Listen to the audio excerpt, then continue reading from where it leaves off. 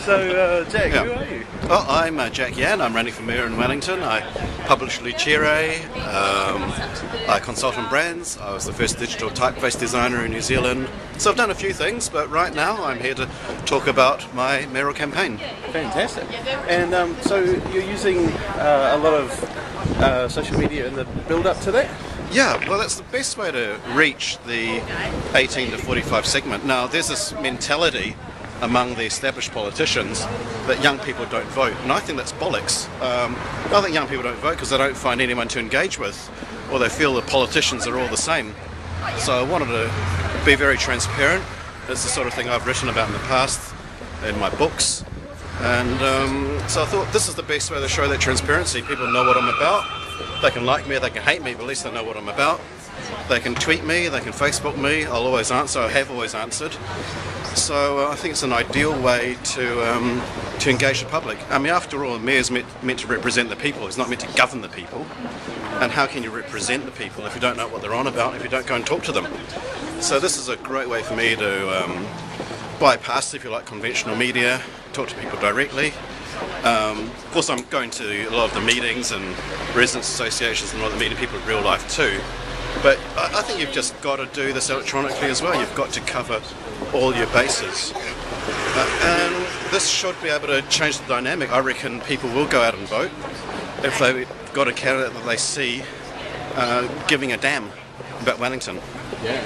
So there's, from what you're saying, it's not just the campaign, it's going to be an ongoing thing if you do get in office. It'll absolutely be an ongoing thing. There's just no way to stop this. Because again, how else are you going to know what people are thinking and what people want? So really, I think it's vital that we continue this. Right. Yeah. So what would your advice be to anyone in politics, or who wants to be in politics, who wants to use social media? My advice is be real. Just be who you are. I mean, it's the tool for transparency. It's one of those tools where you can't hide who you are. Once you do, it starts looking contrived. I've got a few of my opponents on Twitter. Yeah. And usually it looks pathetic when they're on it. It's just fake. It's just this one-way broadcast channel for these guys. These media are two-way media, and they're not employing these media as two-way things. So I think just use it, engage with people. That's what it's about. It's about engagement. Yeah. And so is democracy, when you think about it. So is politics. It's meant to be about engagement.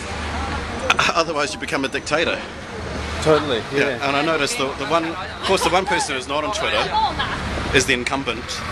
She's not on Twitter. Oh, the only one out of all the candidates? Yes. Yeah, that's correct. She's the only one out of all the candidates who's not on.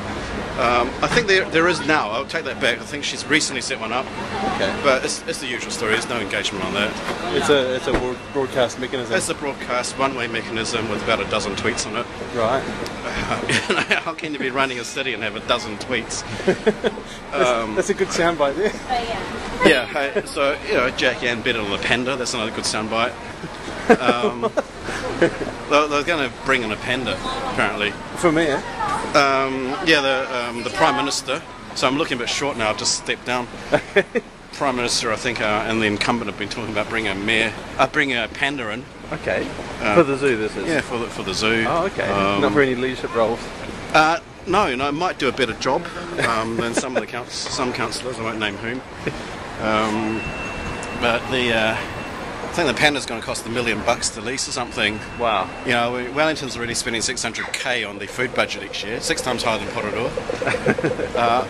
To increase that for a couple of pandas to 2.6 mil is not my idea of governance.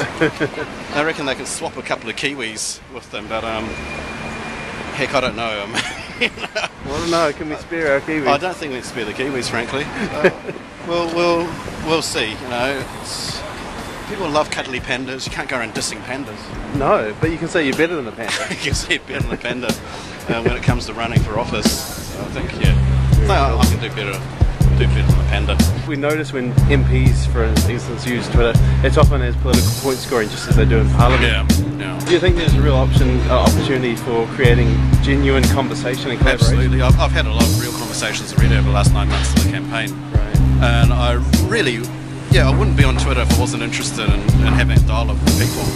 So you've got to be real. If these guys use their point scoring, well, that's too bad because it's not real anymore. What is the greatest problem facing Wellington? The greatest problem that we face is the fact we've got a $400 million debt. And as a Scotsman, I don't like wasting money. I really want to save that and turn it around. So let's do that for an example. I've got my scarf as well, so I've got my family tucked in there. Aye. Aye. Thank you very kindly, Mr. Yarn. Aye. Aye.